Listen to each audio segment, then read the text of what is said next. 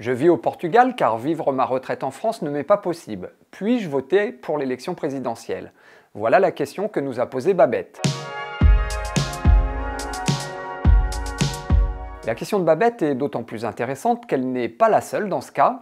Selon le ministère des Affaires étrangères, ce sont environ 2,5 millions de Français qui vivent à l'étranger. Et si ces derniers ne sont pas tous en âge de voter, ceux qui le sont peuvent avoir envie de glisser un bulletin dans l'urne les 10 et 24 avril prochains. Et rassurez-vous, Babette, c'est possible. La première condition, c'est d'être inscrit sur les listes électorales consulaires, c'est-à-dire sur les listes des Français de l'étranger.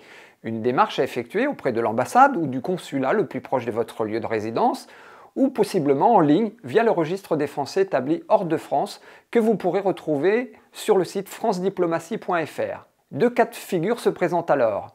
Si vous résidez sur le continent américain ou dans les Caraïbes, vous devez vous inscrire sur ces listes consulaires au plus tard le 4 mars 2022 pour pouvoir voter, attention, les 9 et 23 avril 2022. Si vous résidez dans les autres parties du monde, vous devez faire cette démarche au plus tard, toujours le 4 mars, mais pour voter cette fois, comme en métropole, les 10 et 24 avril.